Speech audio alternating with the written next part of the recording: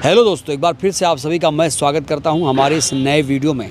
इस समय राहुल बनाम मोदी जी की चर्चा है और इस समय तमाम लोगों को धमकी दी जा रही है। राहुल गांधी को धमकी दी गई, पप्पू यादव को धमकी दी गई, मुनव्वर फारूकी को धमकी दी गई, बाबा सिद्दीकी की हत्या कर दी गई, ज़ीशान सिद्दीकी को धमकी दी जा रही है। कई लोग इस समय शूटरों के निशाने पर हैं। हमारे साथ हैं सुप्रीम कोर्ट के वरिष्ठ वकील औरंगज़ेब जी। औरंगज़ेब जी, बहुत स्वागत है आपका। देखिए, आप केवल सुप्रीम कोर्ट के एडवोकेट, मैं एक कांग्रेस का एक नेता भी हूँ, एक सोशल एक्टिविस्ट भी हूँ। मेरा देखिए, देश हमारे लिए सबसे पहले है। अगर देश है तो हमें, नहीं है तो कुछ भी नहीं।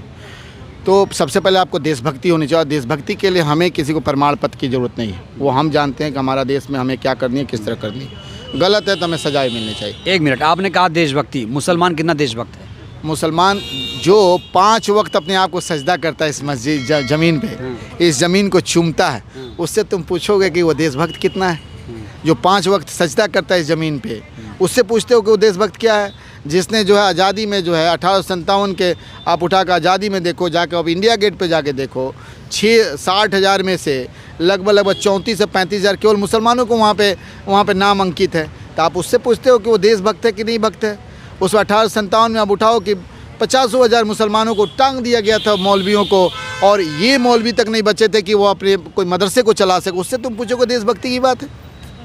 हमसे पूछो। एक बात बताइए, अब हिंदू मुसलमान बहुत ज़्यादा हो गया है। मुस्लिमों को कहा जाता है इनका दिल जो है अरब में लगा है, पाकिस्तान में लगा है। कई ऐसे मंत्री हैं इनके, जैसे गिरिराज, कहते हैं पाकिस्तान चले जाओ। तो ये सुन के आप लोगों को कैसा लगता है? देखिए, गिरिराज के बारे में क्या बोलना है। गिरिराज कटोरा छाप आदमी है। कटोरा छाप आदमी को पता ही नहीं है कि वो कब कटोरा ऊपर हो जाए, कब कटोरा नीचे हो जाएगा। तो उसको यही नहीं मालूम है, कभी उनके यहाँ काम किया, उनके यहाँ काम किया, उन मंत्री के यहाँ रहा, बाद में उसको टिकट मिल गया और उसके बाद से ऊपर चला गया। आए दिन जूता खाते रहता है, कभी मोदी जी जूता देते हैं तो कभी अमित शाह देते हैं, कभी कोई और देता रहता है। अब उससे अब वो अपना बोल के अपना TRP बना के अपने आप को बना रहना चाहता है। तो उसके ऊपर हम क्या बात करें? वो हमको प्रूफ देगा कि मतलब उसके बयान से मुसलमानों को कोई फ़र्क नहीं पड़ता। किसी के बयानों से कोई मुसलमान को फ़र्क नहीं पड़ता। अच्छा। कोई अपना बोलता रहे। देखो, हाथी अपनी चलती रहती है, कुत्ता बोलता रहता है। अच्छा, नबी की शान में गुस्ताखी हुई, उसको लेकर फ़र्क पड़ा? देखिए, एकदम फ़र्क पड़ेगा। हमारे नबी हैं, हमारे आका हैं, उनके ख़िलाफ़ में अगर कोई भी गुस्ताखी करेगा तो उस पर हमें फ़र्क पड़ेगा, हमें दर्द होगा। क्योंकि हम मुसलमान कभी भी किसी और के इमाम के बारे में हम कभी गुस्ताख नहीं करते हैं और न करना चाहते हैं। हम उनका भी रिस्पेक्ट करते हैं, हम चाहते हैं कि वो भी हमारा रिस्पेक्ट करें। और ये देश सहिष्णु का देश है। ये देश में एकता में अनेकता में एकता की बात यहाँ पे होती है। और यहाँ पे किसी धर्म को अगर बोला जाता है तो वो गलत बात है, उसको सज़ा मिलनी। बीजेपी के कुछ नेताओं ने धमकी दी थी राहुल गांधी का हश्र इंदिरा जैसा होगा, और अब लॉरेंस गैंग से धमकी दी जा रही है। देखो, मैं तो आज भी बोलता हूँ, कांग्रेस पार्टी में रह के कांग्रेस पार्टी के सभी लीडरों से मेरा ये दरख्वास्त है कि अगर इस तरह की बातें अगर चल रही है, वो पंजाब का जो लीडर था, जो पहले कांग्रेस में था, उसमें चला गया, वो मरवा, उसकी बात हो, चाहे बीजेपी की RSS की बात हो, चाहे बिश्नोई की बात हो, इसको आसान नहीं लिया जाना चाहिए। इसको बड़ी सीरियस में कांग्रेस को लेनी चाहिए, इस पर प्रोटेस्ट करनी चाहिए, इस पर बढ़ के जो है इस पर सुप्रीम कोर्ट में जानी चाहिए। और जितने लोग बोल रहे हैं उनको फांसी की सज़ा की डिमांड करनी चाहिए। क्योंकि राहुल गांधी कोई छोटे नेता नहीं है। राहुल गांधी छोटे परिवार से नहीं है। राहुल गांधी की पूरी परिवार ने इस देश के लिए बलिदान दी है। राहुल गांधी ने इस देश के लिए क्या से क्या नहीं किया। राहुल गांधी ने इस कोने से उस कोने से कोने तक चलने की कोशिश की, लोग को समझने की कोशिश की। बीजेपी के एक नेता ने कहा कि विदेशी माँ की कोख से पैदा हुआ बच्चा कभी देशभक्त नहीं हो सकता। ये सुन के कैसा लगता है? ये बताइए, पहले ये बताइए, जिस इंसान ने पूरे देश की चौहद्दी को नापी और लोगों से मिलने की कोशिश की है, देश का विकास करने की कोशिश किया, जिसका दादा जवाहरलाल नेहरू हो, परनाना जो मोतीलाल नेहरू हो, जिसका बाप राजीव गांधी हो, दादी इंदिरा गांधी हो, है ना, उससे आप ऐसी बातें करते हैं। आपको ये शर्म आनी चाहिए। आज देश जो है मोदी के नाम से नहीं जाना जाता है। आज कहीं भी आप जाते हो तो गौतम बुद्ध, आप यही योगी जी है, अभी फ्रांस या कहीं का कोई आया था, राजदूत आया था, तो उसको उन्होंने क्या पेश किया? गौतम बुद्ध के जो स्टैचू को पेश किया। अगर वो जाते हैं तो जवाहरलाल नेहरू से अपने आप को पहचान दिलाते हैं, आप इंदिरा गांधी से पहचान दिलाते, अपना पहचान नहीं दिलाते हैं इससे। और उस तरह के जो जब मंच की बात आए वहाँ पे गांधी फैमिली, और जब मंच से बाहर आओ तो वहाँ कुछ भी बोल दो, अपने आप को पॉपुलरिटी नहीं। तो ऐसे लोगों के बारे में हम क्या बोलें? अच्छा, एक तरफ हिंदू राष्ट्र, एक तरफ मोदी जी कहते हैं कि ये बुद्ध के देश से आया हूँ। देखिए, ये हिंदू राष्ट्र मोदी जी नहीं कहते हैं। हिंदू राष्ट्र कोई और नहीं बोलता है। मोदी जी के कुछ चमचे हैं जिसको मोदी जी पसंद नहीं करते, मुझे जहाँ तक मानना है। वो चमचे जो है बोलते रहते हैं, और कुछ ऐसे बिन पेंदी के लोटा है जो अपने आप को बोलते रहते हैं। तो उनके बोलने से कोई फ़र्क नहीं पड़ता है हिंदू और मुस्लिम बात। अगर जिस तरह से वो हिंदू की बात करते हैं उस तरह कल कोई मुस्लिम राष्ट्र बोलने लगे, हम बोलने लगे, चाहे कोई और कुछ और खालिस्तान का बात करने लगे, कोई दलित जो है दलित राष्ट्र की बात करने लगे, जो है ना अम्बेडकर के नीति के अनुसार, तो फिर इस देश का क्या होगा, कितने भागों में देश बटेगा। इसलिए जो भी हिंदू राष्ट्र बोले, चाहे कोई मुस्लिम राष्ट्र बोले, चाहे खालिस्तान की बात करे, चाहे दलित राष्ट्र की बात करे, उसके ऊपर सख्त से सख्त कार्रवाई होनी चाहिए, उसको सज़ा मिलनी चाहिए, चाहे कोई भी हो। अच्छा, मीडिया बहुत कोशिश कर रहा था पप्पू साबित करने की राहुल जी को। क्यों आखिर पप्पू बताने की मीडिया कोशिश कर रहा है और मोदी जी को सबसे सुपीरियर बता रहा है, राहुल को सबसे कमतर आंक रहा है मीडिया? देखिए एक्चुअली क्या है कि यहाँ पे जो पप्पू को लोग नेता बना रहे हैं और नेता को पप्पू बनाने की कोशिश कर रहे हैं, बस इतना ही फ़र्क है। अच्छा, नेता को जो पप्पू बनाने में इन्होंने हज़ारों करोड़ नुकसान कर दिया देश का, है ना, और जो पप्पू है उसको नेता बनाने की कोशिश कर, वो नेता बन ही नहीं पा रहा। वो कहीं भी जाता मंदिर मस्जिद की बात करता है, हिंदू मुस्लिम की बात करता है, विदेशों में जाके जो है हिंदुस्तान के नाम को बर्बाद करता है ना, जाता है कहीं पे। यानी आप ये कह रहे हैं आपकी नज़र में मोदी जी पप्पू हैं? 100% पप्पू। पप्पू के लक्षण क्या हैं? पप्पू के लक्षण, अरे आप देखो ना भाई, जो आदमी दो वाक्य सही से नहीं बोल सकता, ना इंग्लिश में बोल सकता, ना हिंदी में बोल सकता है, कोई इंटरव्यू नहीं कर सकता है, उसको कुछ पता नहीं है उसके बारे में, उसके पीछे टेलीप्रॉम्प्टर से बोलता है, कोई मैनेज नहीं कर सकता है, वो आदमी पप्पू नहीं तब क्या है? और पप्पू कोई एक नाम है, उसको मीडिया वालों ने कुछ बना दिया। पप्पू के मतलब होता है प्यारा, लेकिन यहाँ पे प्यारा शब्द का नाम बदल के उन्होंने कुछ और कर दिया। इसलिए मैं कहूँगा कि मोदी पप्पू है, राहुल पप्पू नहीं। राहुल और मोदी जी प्यारे हैं? मोदी जी पप्पू है। प्यारे आपने कहा? पप्पू है, उस संदर्भ में पप्पू है।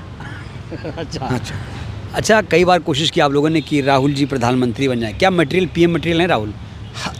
ये बातें जो है आप अपने मन से पूछिए कि एक पीएम कैसा होना चाहिए।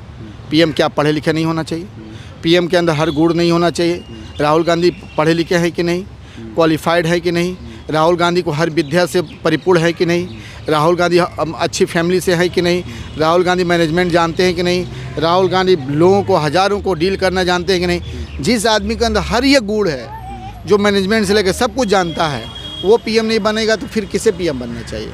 लेकिन इस देश की दुर्भाग्य, ये गुण मोदी जी में नहीं है? इस देश की दुर्भाग्य है कि भैया पीएम तो आप बनाना चाहो तो किसी बच्चे को भी बना सकते हो, किसी को भी बना सकते हो, और पीछे से किसी और को बैठाया जा सकता हो। आप सुने हो जब अंग्रेज़ों का हुकूमत आया तो कई सारे लोगों को जो है उन्होंने पीएम बनाया, बच्चों को पीएम बनाया, और बना के उनका प्रधानमंत्री बनाया, उनको राजा बनाया, और पीछे से अपने आप को कंट्रोल किया। कई सारे ये आरोप लगता था मनमोहन जी जब प्रधानमंत्री थे, बीजेपी ने कई बार आरोप लगाया कि मनमोहन जी तो पीएम थे लेकिन सोनिया जी चलाती थी उनको, ऐसा। मनमोहन जी पीएम थे जो कि यूरोपियन कंट्री में गए तो उनके जितने भी वहाँ के यूरोपियन पार्लियामेंट जो है उनके ऊपर जो सर अपने झुका दिया। पीएम थे तो ओबामा उनके सामने जो है उनका रिस्पेक्ट करते थे, उनके सामने बोलने की हिम्मत नहीं होती थी। मैक्रोन उनके सामने, बाकी जो जितने भी कोई और था वहाँ पे, वो उनके सामने बोलने की हिम्मत नहीं करते थे। और इसके साथ साथ जॉर्ज बुश भी उस समय आए थे, उनकी भी वो हिम्मत नहीं थी कि पीएम के सामने उस तरह बातें कर। कहा जाता था कि वर्ल्ड के सबसे इंटेलेक्चुअल, हाईली इंटेलेक्चुअल और प्रोफेशनल कोई अगर पीएम है, इकोनॉमिस्ट है, वो मनमोहन सिंह है। वही मनमोहन सिंह है कि 90 में जो इस देश को जो है इकोनॉमी से, गिरते हुए इकोनॉमी से उन्होंने लेके उनको ग्लोबलाइजेशन ये सब का उन्होंने दिया, लिबरलाइजेशन का उन्होंने फार्मूला दी। उसके बाद और बाकी बहुत सारी चीज़ें। आज तो युद्ध रुकवाया जाता है। आज देखिए, आज तो यूक्रेन और रूस का युद्ध रुकवाते हैं पीएम जी। पापा ने युद्ध रुकवा दिया, आपने देखा होगा, कई बार ऐड बात है ना कि ये तो बीबीसी पे भी चला था ना, मोदी जी के कारनामा के लेकर बीबीसी पे चला था, एबीसी पे चला था। उसके बाद क्या कारनामा? कारनामा यही है ना कि भाई अपने मीडिया को लेके ऐसा क्रिएट करते हैं और कहते हैं कि पापा यूक्रेन का जंग रुकवा दिया, और यूक्रेन और रसिया कहता है कि भैया उसने कुछ किया ही नहीं। क्या मोदी जो है अगर सच मानते हैं कि रुकवा दिए, आप फ़िलिस्तीन का वार रुकवा दो ना। आप चलो कुछ छोड़ो, नागालैंड में जो चल रहा है आपस में, मणिपुर में जो चल रहा है, उस वार को रुकवा दो। आप जो बहराइच में अभी चल रहा है, जो हिंदू मुस्लिम करा दिए हो, उसको रुकवा दो ना। आप मोदी के जो योगी जी जो कर रहे हैं, कारनामे कर रहे हैं, उसको आप रुकवा दो। अब आप जो है अपने देश के वार को नहीं रुकवा सकते हो। देश की हालात इतनी बदतर हो चुका है, तो फिर आप दूसरे को क्यों बोलने के तुले हो? अपनी बदनामी क्यों करा रहे हो यार? क्यों बर्बादी करा रहे हो? नहीं करानी चाहिए। पीएम हो देश के, आपकी इज्जत करते हैं हम, क्योंकि पीएम हो आप। अच्छा, क्या इससे बीजेपी को वोट मिलता है, आप मानते हैं? देखो, बीजेपी क्या है, पोलराइजेशन करना जानती है। हिंदुस्तान में बहुत सारे लोग हैं जो मासूम हैं, इमोशनल हैं, सीधे साधे लोग हैं यहाँ पे।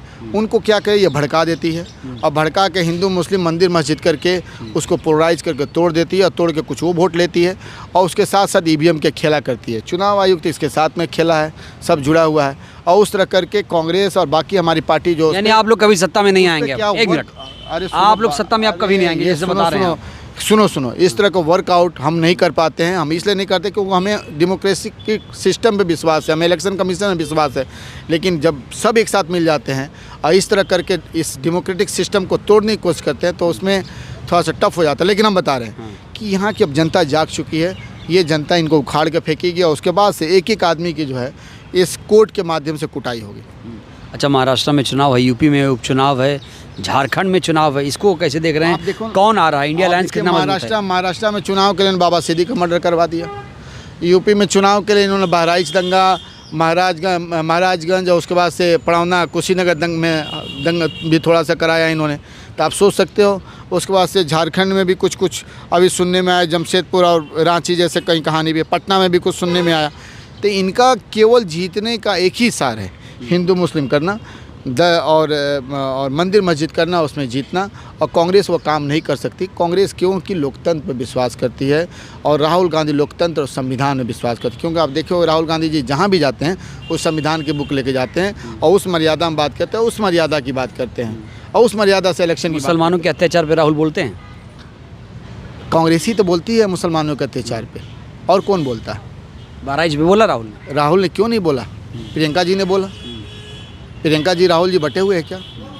आप जो है उसके बाद से दंगे फसाद पे जो बोला राहुल जी ने बोला, सुप्रिया सिन्हा जी ने बोला, आलोक जी ने भी बोला और तमाम लीडरान जो हैं उस पर तनकीद किए, उस पर किए। लेकिन जो आदमी खुद ब खुद जिसका क्रिमिनल बैकग्राउंड है उसको बोलने से क्या फ़र्क पड़ता है? हम किसके पास जाएं? हमें जाना कहाँ है? सुप्रीम कोर्ट जाना है। सुप्रीम कोर्ट में कौन है? चीफ जस्टिस बैठे हैं। हम उनके पास जाते हैं, उनको न्याय करनी है। अगर वो नहीं करते हैं तो उस पर हम क्या करें? हम जनता के दरबार में जाएंगे, जनता इस पर न्याय करेगी और जो भी करना बेहतर करेगी। चलिए, शुक्रिया।